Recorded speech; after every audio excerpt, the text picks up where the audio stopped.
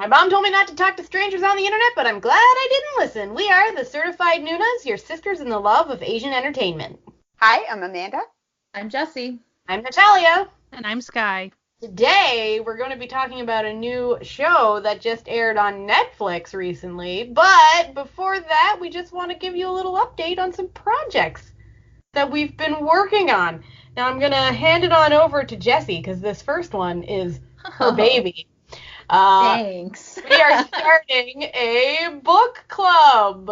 Take it away. So I really like reading, and I decided that we should all read together just to help each other out because we all should be reading. We decided to start a book club and focus on Asian authors and Asian characters. And so the first book that we have decided for this book club is Dragon Pearl by Yoon Ha Lee. It's a relatively short middle grade book, so it's pretty easy to get through. We will be discussing it on a special podcast the first week of July. So you should all go and get your book and read it so that you can hear our discussion and our thoughts about it. Well, and it's not hard to find. It's Rick Riordan Presents novel, so if you can find it at the library, you can find it in ebook form, you can find it anywhere. So it's relatively new, so it's pretty easy to find. You probably could go into Target right now and find it as well. Amazon has it. If you don't want to spend money, go support your local library. Yeah. And grab a copy. So that's what's happening. So that'll be coming in the first week of July. We will be posting that. So you have a month to finish reading your book if you would like to join us.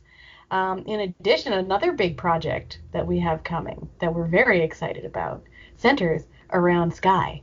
That doesn't center around me. What are you even talking about? It centers around Sky. The only It one does of not. us who has never watched Boys Over Flowers. Dun, dun, dun. She will be experiencing the almost paradise of watching this iconic television show, and we're going to do a sort of Mystery Science 3000 situation that we're going to be putting up on YouTube. So yeah, that's going to be coming out pretty soon, probably in the next couple of weeks. We're just, working out our schedules, and it's going to be a good time, full of laughs. A lot of fun. A lot of roastery, so people will really enjoy that, and by people, I mean me. So, other than that, we got a bunch of big projects on the go that aren't quite ready to be revealed yet, but will be coming this summer. So it's a very exciting summer for the Nunas. But anyway, that was our big announcement. Oh, but as a final note, if you ever want to support us, you know that there's always the option of going to coffee.com/certified Nunas, that's KOFI, and sending us a few bucks if you have it. If you don't have it, that's cool. You can just, maybe send our podcast to someone you think would like it. But we're going to be putting up some special outtakes and additional content on the old coffee, so if you really want to, get those, rants and outtakes that don't make the cut for the episodes, that's the place to get them. Okay, with all that out of the way, we all watched the first episode of the Chronicles of Arthdal. Arthdal. No, we're not pronunciation. You know what it is. Yeah, we know what it is. That their Netflix show. Netflix show that my husband described as Lord of the Rings starring Asian people. And that's kind of what it is, except there's no ring and it's not as broad. But I've heard that so many times that to me, it doesn't seem Lord of the Rings-ish to me at all. Lord of the Rings, but it does seem like those cheesy fantasy novels that I used to read in high school, riffing off of Lord of the Rings, like the castles and I was watching it and I was sort of struck with how strangely European it felt. Like they're living in a stone castle, like they're running around in kilts I was like, wait, what? I'm like, okay, correct me if I'm wrong, but they didn't have European style castles in Asia, right? That's not a thing. I don't know. Am I? I don't know. It's definitely very influenced. When I watched it, I really thought, I put this on Twitter, but the first, half of it seemed like you got a team who does, fantasy shows. Yeah. And said, hey, we need like a 10-minute show or a 10-minute little like info like movie for a museum. So can you do this? And then the rest of the show, I thought, just felt like it was those syndicated fantasy shows that were like really popular in the 90s, like Xena and Adventures of Sinbad. It was like, this could be an episode of Hercules. Network. Yeah, like it just felt like that. It kind of like even kind of has that quality to it, and it has a little like that cheesy humor that like those shows do. Aspect, I think, that we're going to get down the line of like the superhero, the man of the people who chosen one. Yeah, right. There's definitely going to be that coming. I can tell.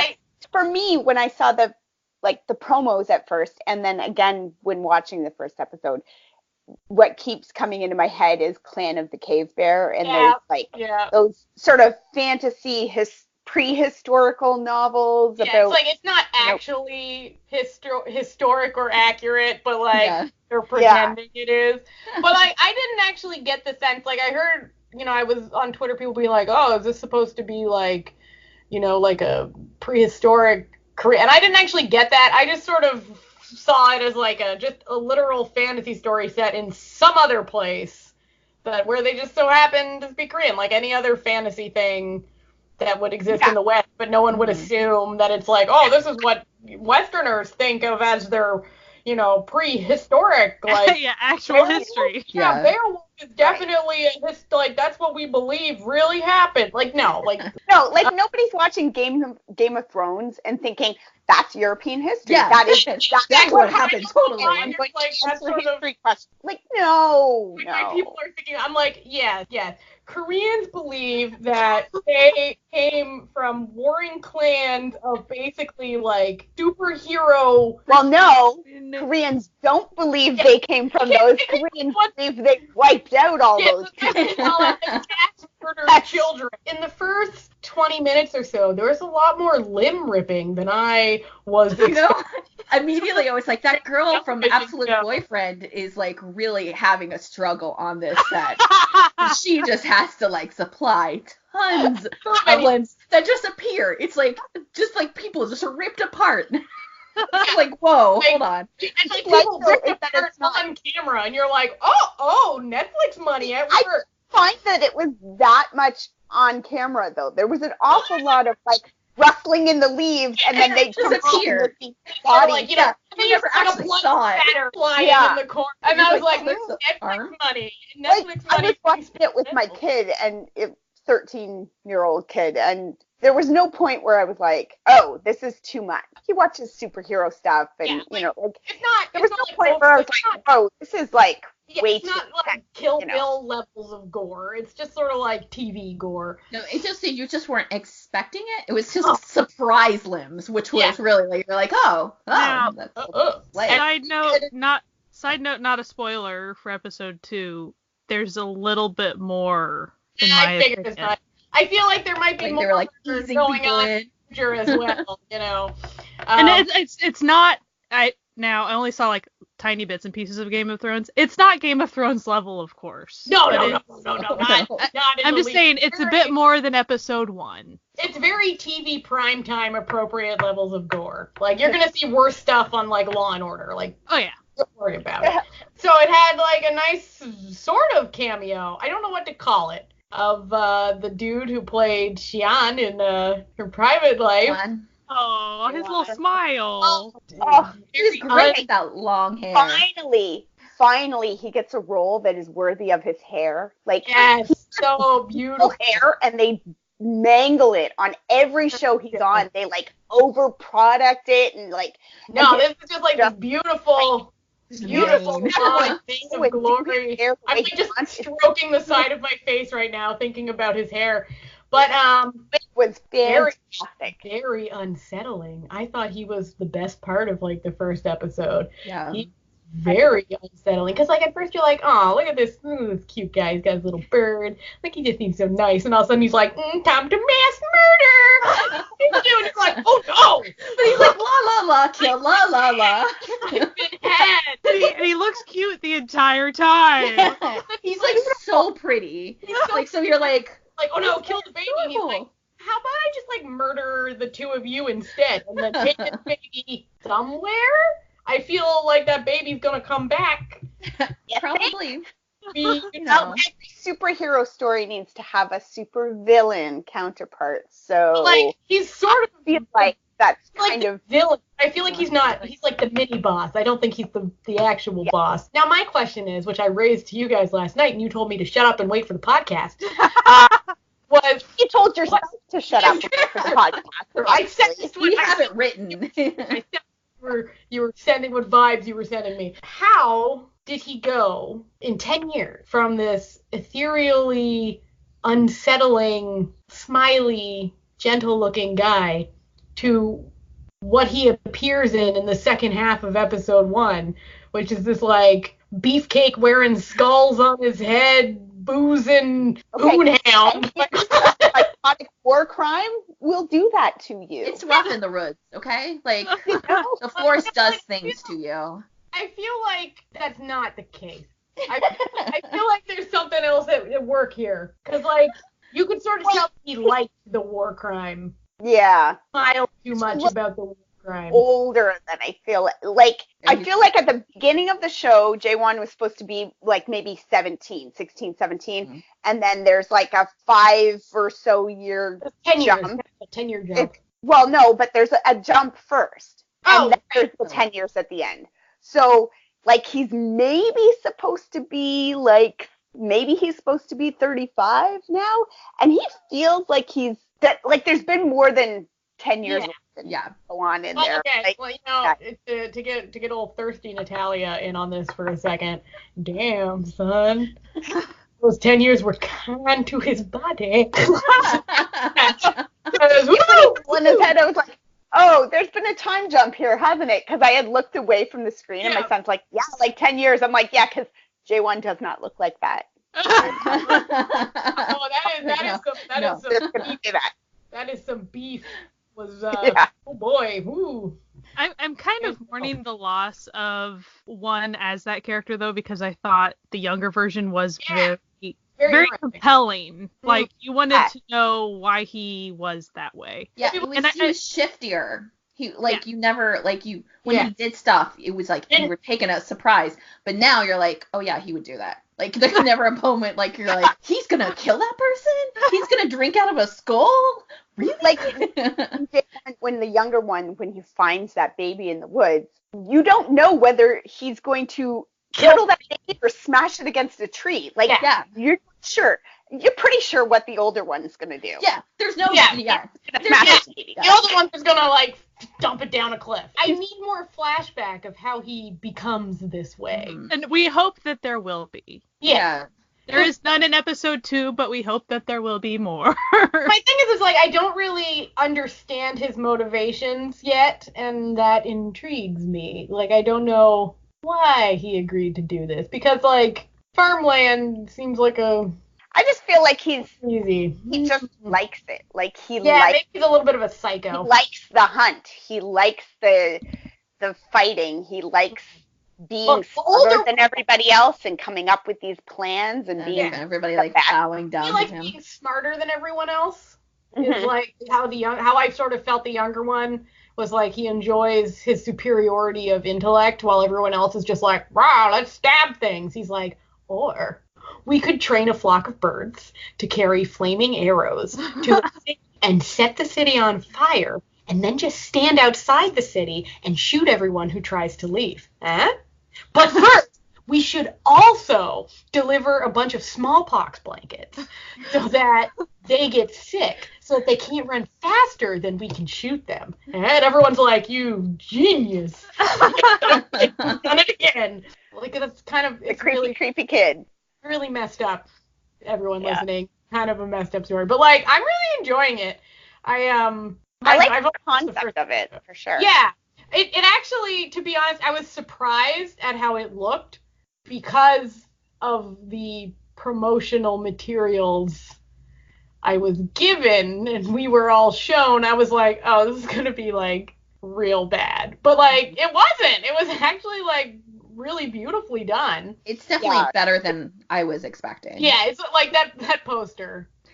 Oh, sons. Oh, my well, babies, what is you doing? I never understand why shows take an instance that happens for maybe 10 to 20 minutes on a show and then puts that on the poster. Like, yeah, that's like the most important part. And you're like, no. It's like, that doesn't even indicate what's going on, but okay.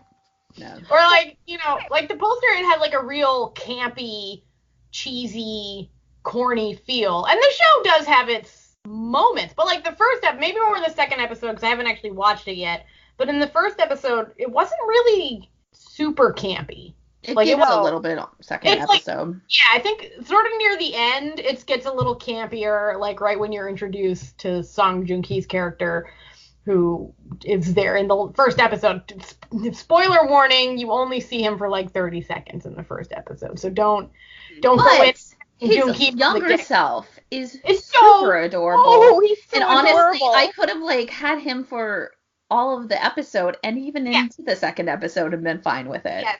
Did a good job with him, with the styling of him and stuff. Like, as soon as you meet that kid, you're like, oh, that's the character that's going to be Song Joong-ki. Yeah, like they styled him up enough that you're like, while I doubt that's what Song Joong-ki looked like as a kid, you could believe that's what Song Joong-ki looked like. Yeah, you could believe that kid is Song Joong-ki's like son. You know, it's like you're like, okay, I know what you're going for. It's good. But like, here's my other question though about Song Joong-ki. Does he age? Because like, well, his wife doesn't either. So like, they're both vampires. It's okay. But his wife like looks like she's in her 30s, but he looks like he's like 12. Just and 12. And making me feel uncomfortable. I think like what's weird about it is that the girl who plays opposite him in the show is like so much younger than him, at least like 6 years younger than him. And she looks older than him. And it's not like that she looks old, too. That's the thing. She looks her age. So you're like, you got a 16-year-old. Like some sort of vampire who like turned as a kid. Yeah. I kind of wondered, with just watching like the first episode and just at the end there, what I kind of wondered is if they were even styling him younger for the first couple episodes, like if there's going to be another time jump, so it's supposed to be more like he's a teenager at this point, and now they're going to, jump it again. I think it's been like 5 years, so he should be like 15, 16. Yeah. So like I'm kind of wondering if they're intentionally playing up a youthfulness, and that will maybe go away. And then he's going to become like a grizzled warrior type. I kind of see it because like this is not a spoiler for the second episode, but like when you actually see his character, he's really naive and young. Like they play he's a little flighty and a little naive in that episode. So I could see it being that they're just trying to make him be a naive teenager. Yeah. Well, see a little bit how people are complaining that it's confusing because there is a lot of like time jumping going on, and it's not always clear what's going on. Like because there's that first time jump is about, I don't know, 5 years or something. But you're not sure, like it's not clear that that's what's happened. Yeah, that one was because like 6-7-year-old kids, and you're like, oh, those were the babies 5 minutes ago. Oh, okay. But now there's 2 new babies, and you know where one of them came from, but where'd the other one come from? And like that, I don't think that second baby came from. Like, I kind of wish we got more of the love story between his mom.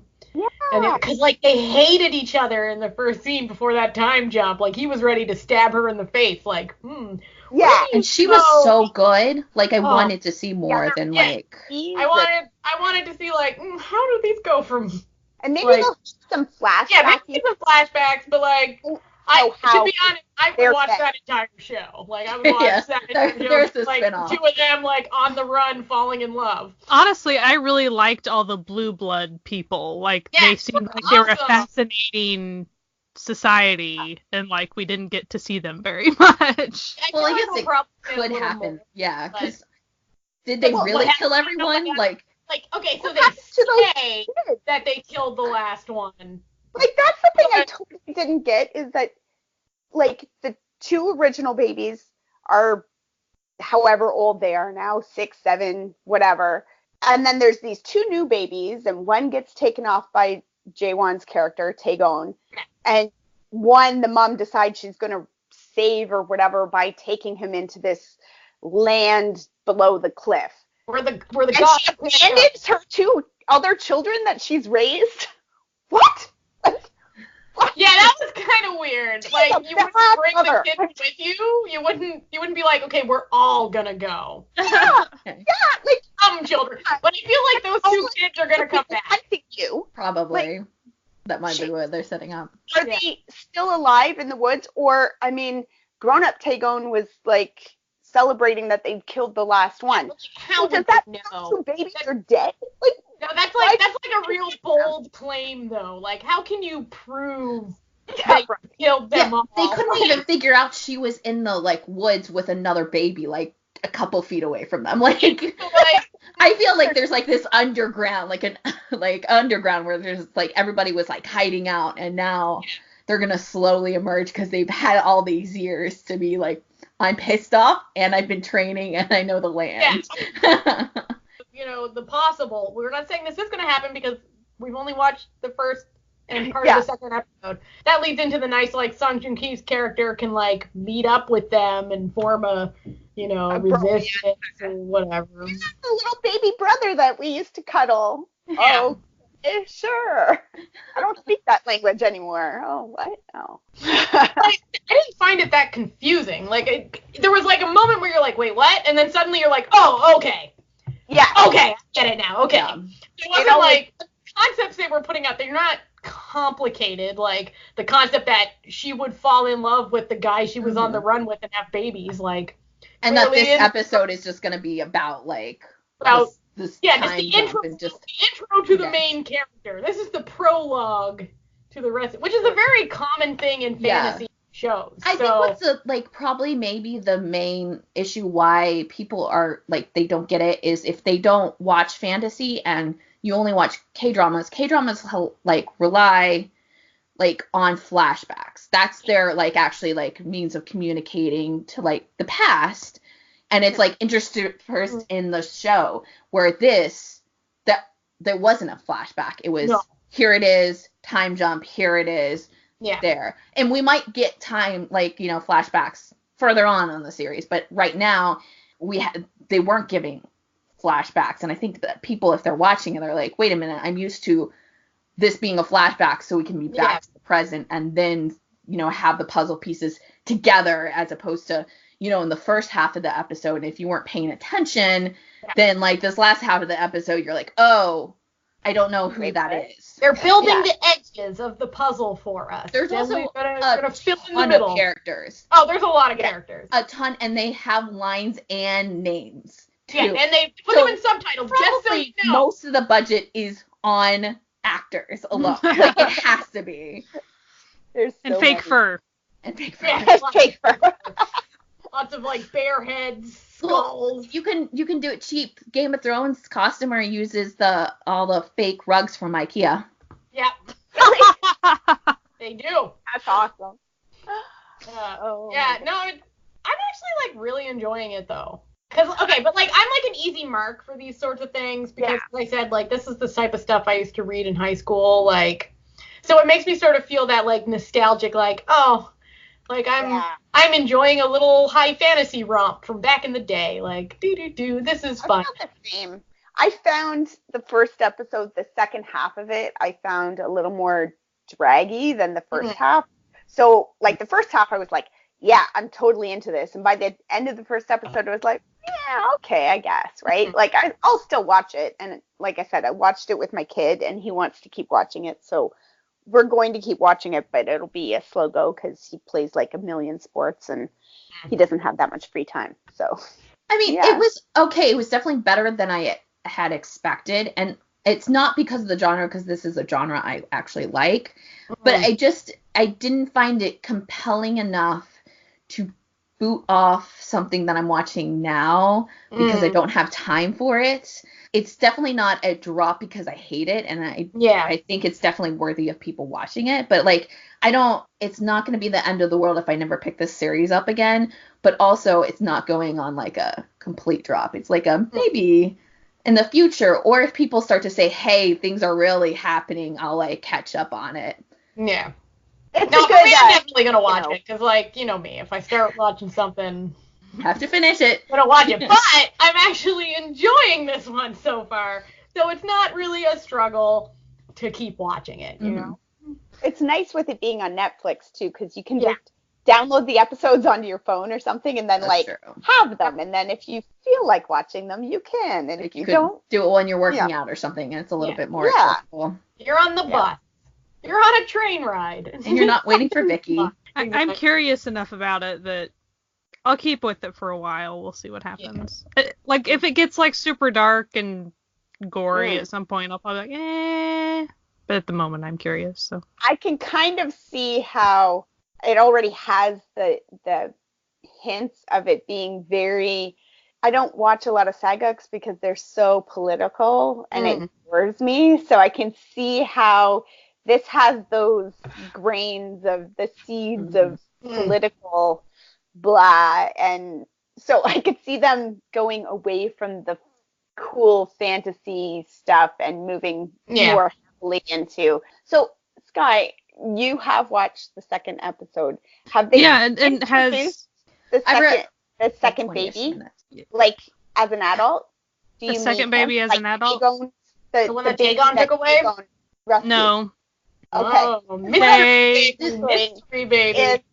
What I'm wondering is if Song Joong Ki is going to play that character too. Like if they were twins. If they had twins and the dad had one and mom that would had be the a other, good twist. and then he put the baby down while because it kind of looked like they were the same age down and told the other kid to go run. Well, he said, you're going to save your brother. So, like, what I'm kind of wondering is, are they twins? And Song Joong Ki's going to wind up playing two characters. I was honestly trying to remember the gender of the kid that I couldn't figure out if it was a boy or girl, and especially with subs. I don't even think they specified. With subs in the second episode, I think they called it a boy, but as far as you know how Korean and gender, like I don't know if it's. In the first episode, when the lady comes and she's like, you know, I brought you a letter from your son, kind of thing. You wanted him, like she says him a lot, but I mean, again, like you said, it's the subs and. Right. So I was curious. Like subs are never great. Yeah. Right. So I guess I'm not 110% that it's going to be a boy, but it might be. Well, that would actually be really interesting. And now that you've said it, I hope that is what happens because that would be wonderful. I will say that like what I watched of the second episode, it definitely does the normal K-drama kind of standard where like if you have a super heavy thing, they immediately go into very like lighthearted and this is a comedy, like it's like completely different tone, and that's what they kind of set up because you start to see more about that tribe and about what he's able to do, and like it kind of almost looks like he's just more advanced, so like he does things and everybody's like, witch, you're a witch, how do you do these things? But it's definitely like a lot more kind of like that like kind of bumbling idiot funniness going on, and everybody in that tribe has a name and has lines too, so you're like following like 30 people and you're like, oh, okay, they all have significance. I'm gonna say this, like it's a very unusual drama to come out of Korea. Yes.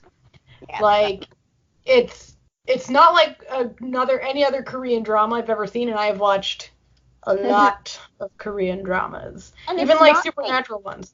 It's not like any other Asian dramas. Like it's not like India or Zangia. There's a ton of fantasy in China. Like it's not like the other fantasy stuff that you see either. No. So it's like the closest I've seen that sort of vaguely reminds me of this would be Mirror the Witch, but that was like a straight up sageuk with magic.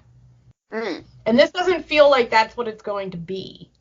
Fingers crossed. Knock on wood. I think one thing I really like is any tribe that gets any screen time whatsoever or even halfway mentioned, they make it very plain that they have different societal types of stuff. Different cultures, different culture, different gods, sometimes different ways of doing language, things. Sometimes not a different language. And so it's pretty cool that they went that far with it. Even if it is like, here's our neighboring tribe that we're just going to mention and maybe see one person of. Like they really they went there with it, and that's nice. Well, yeah, it's and not like just the like Neanderthals having a characters. different language was Yeah. That was cool. Like I was watching, and I was like, that sounds really weird, and then I was like, they are not speaking Korean. And I also really enjoyed how the two translators were women, and you could tell that they were friends. Because like when they're all dying, the Neanderthal translator runs to her house with the baby, because one of the babies is the other translator's baby. So one of the kids, the mysterious kids that don't go with that mom doesn't take with her when she like. I want to mention. Maybe like in Neanderthal society at like 6 years old, you're considered an adult. Yeah, you do work. Who knows? Have a family. Well, actually, people hunting you. Bye. I mean, actually, they did hint towards that. Like, the kid was like, give me the baby and you can run. And she's like, in my society, moms don't do that. Yeah. And the kid's like, okay, whatever. Okay. You do you, man. Like, and they're like, peace. Like, bye. Yeah, that's true. There's one character, and I'm not going to remember his name, but he's the kid that wears a face mask. I find him really, really interesting. Oh, yeah. You see more of him in the second episode. Okay. Because like he didn't have any lines in the first episode. You just sort of see. That's kind of the point of his face mask, I think. He's not supposed to talk. Oh. And so you see him more in action in the second episode, and he is played by the kid from Sky Castle, I think. Okay. Do you know who I'm talking about? I know his face, but I don't know what his name is. So that kid. That's the other thing that's really kind of fun about this show is just there's so many people and you know everyone.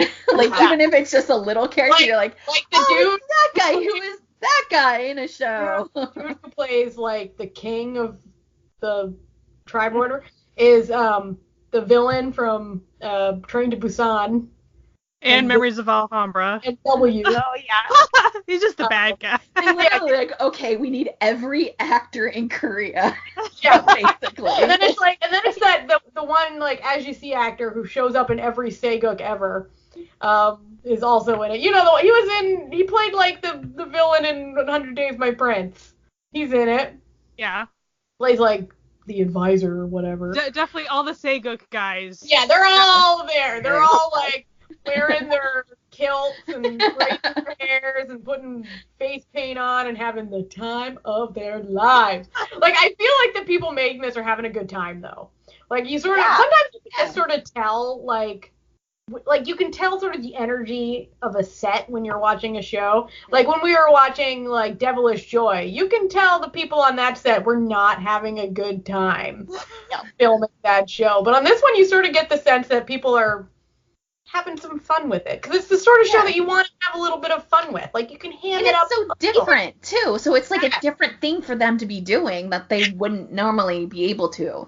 Like, yay, we can have an all-guy party with none of us wearing shirts and drinking, and we can do that for a good 10 minutes and it'd be okay. Yeah. It's kind of like an almost like coordinated dance number kind of thing where they're doing their little like they definitely do that a lot more in the second episode too. You can tell like their starts of their like religions and what they do, like, and it's, you know, very kind of almost like you have to bow in a certain way and have like specific movements. So they definitely carry that in, like it's definitely part of the culture, which is really cool. It's like they really solidified this kind of like world. Yeah, I really think the world building that's being done in this show is being done very well. Like, for example, like we're going with the religions, like when that guy is dying and Tegan is like doing the last rites, like you learn a lot from what's happening, like a lot about their world from these small interactions. But that was kind of messed up though. But also it's like the gods weren't actually gods, like they were people maybe, and It's got like a Greek mythology type kind of. Sort of like, like the one that they're praying to is sort of like a Hercules character. Mm-hmm. So it's interesting. What made me laugh a little bit was the mom going like, I'm going to get down that cliff and to that other country, and the god won't be able to follow me. And I'm like, he's a god? Like, yeah, but that's very Lion King. But like often in sort of like polytheistic, like in a lot of different polytheistic religions, like gods didn't have like omniscient ability. So in sort of like this polytheistic world that they're building, perhaps the gods don't have any ability. And there's a lot of like in Greek mythology and stuff, a lot of like city gods and stuff like that.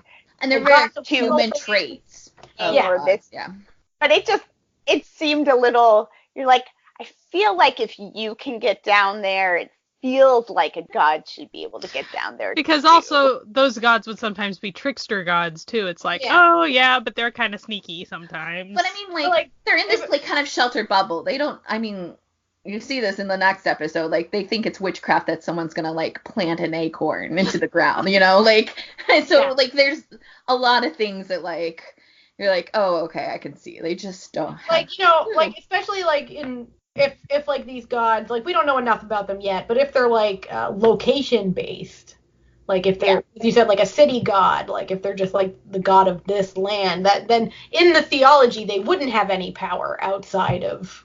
Which, I mean, that is what the mom, when she's dying and kind of hallucinating and stuff, and she's like, you tricked me into bringing you here, and she thinks her kid is the god, and she's brought him down to this new land or something. Mm-hmm. But I think she's just hallucinating, but... I think she's just crazy. I think she was just dying. Weren't they not supposed to be able to have dreams? Like, so she shouldn't have been able to ever have that dream. Theoretically, putting this out there. So janky shit is going down. I'm like really into it. I'm like, it's really my vibe. Actually, okay, to be honest, it's really like 16-year-old Natalia's vibe. This show. So it's still kind of my vibe. I haven't really progressed. Amanda's vibe too. Yeah, I would have totally been into it in high school.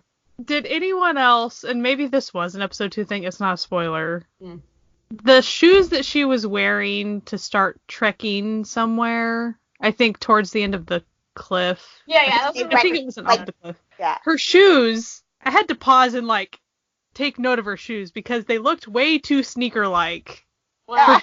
Like I was like, wait. Like it really looked like, did they just color some sneakers and... But then later on you see them up close because they get damaged and it's like, okay, I accept that is maybe a thing. But when I saw her wearing them at first and walking them, I was like, oh, that's fancy sneakers for back then.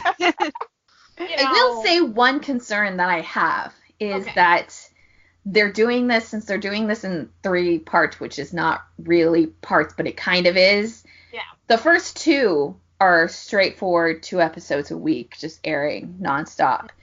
Then there's a jump, and I think it's more than a month jump. I think the first jump's only a couple of weeks even. No, it goes into it. It just literally, if you plan it out, it just goes right into it. There's no actual jump besides like the 5 episodes or 6 episodes or days in between. Okay. So like this, like in terms of like you're viewing people, like viewing week to week.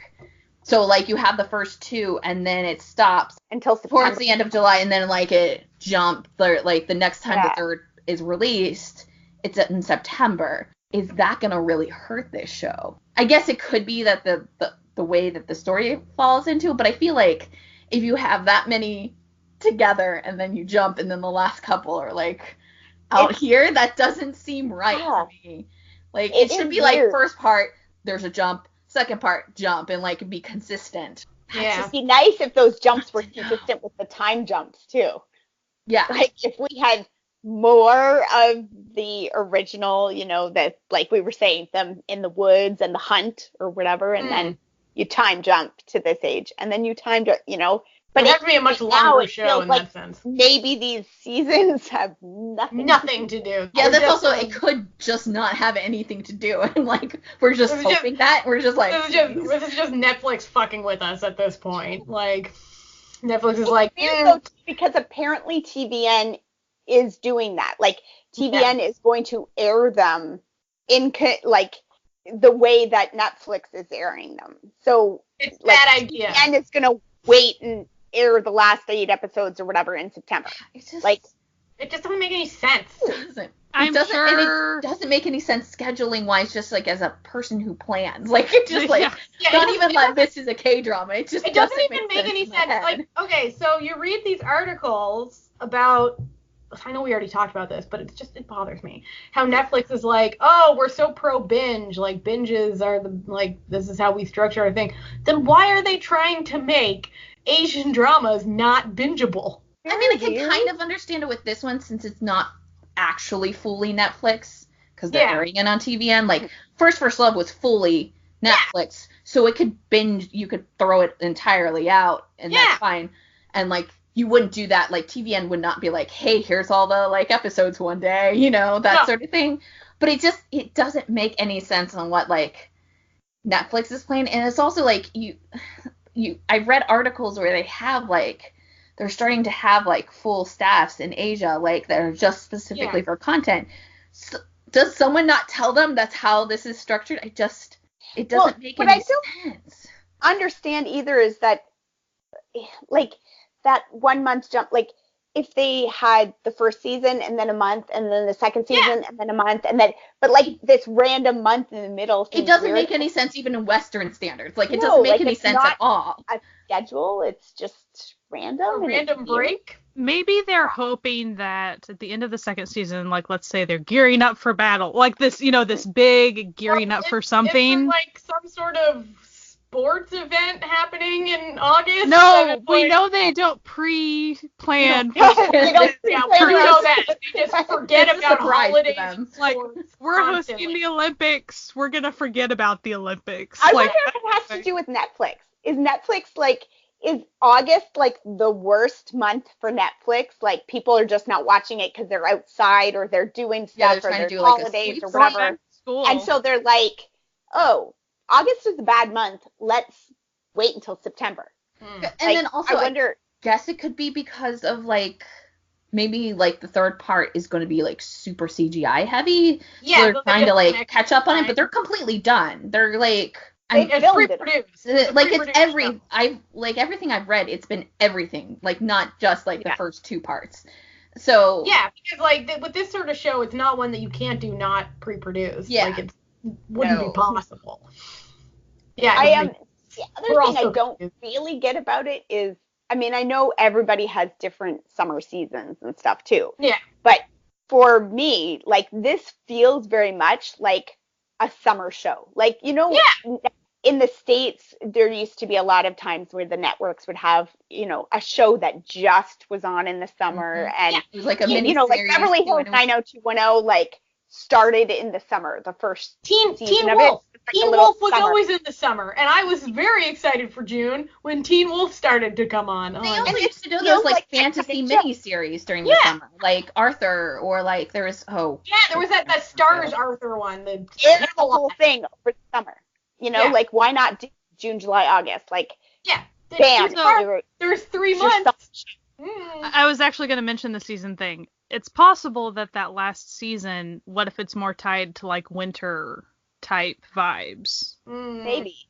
Yeah. Could be, because it's obvious they are heavily influenced by things. It might not be like Game of Thrones, but they 100% are influenced by Game of Thrones and Lord of the Rings and like all of that. So like it's like a pretty standard fantasy fare. So like if you like high fantasy stuff, you're probably going to enjoy this because it's literally like every high fantasy book, Dragonlance book I read in high school. Yeah. Like it has a very minus the dragons, it has like a real Dragonlance vibe to it. Yeah. I like dragons and I want dragons, but that's not going to happen. That's not what this is about. We've seen how they CGI dragons over at TVN, though. Quite. Want dragons. Yeah, but they have Netflix money. They didn't have Netflix money for that. But Netflix money can only get you so far. It'll be interesting to see why they made that decision. We'll figure it out. Yeah. Or we may never know. We may just always ask. Yeah. This may just be one of those, like, one for BuzzFeed Unsolved. Just The mystery, as of today, will remain unsolved. On that note, this has been another fun episode, we hope, of the Certified Nunas. We are wherever you're listening to us right now, but we're also on a bunch of other places. Most recently, we are on Stitcher now. But we're on, the usual suspects, Spotify, YouTube, Google Play, iTunes, wherever you listen. You might want to, listen to the other ones soon because Apple's taking iTunes. Yes, off iTunes. So maybe, if you're listening to us on, Apple Podcasts, maybe you might want to switch over, try to find a new platform. You might want to switch over to Spotify or... I'll keep us updated on that because I have a lot of music on iTunes, so I'm gonna have to see what goes down with some of that because we were a very Apple heavy using household. So. Yeah, same. Yeah, and I use Apple Podcasts. I use Apple Podcasts for my podcast as well, so that's kind of a... Well, anyway, that's neither here nor there. We don't understand these business ideas that they have. We just let it go. But even if Apple goes down, the iTunes store goes down, it doesn't matter because we are in several other places where you can continue to listen to us. If you've been watching Arthdal, we want to hear from you. So please, tweet at us, comment at us. We love interacting with y'all. So we are at Certified Nunas on Twitter, and that's the easiest place to reach us. Anyway, we hope you have a great week. And don't forget, pick up that book to join our book club next month. Okay, see ya. Bye. Bye.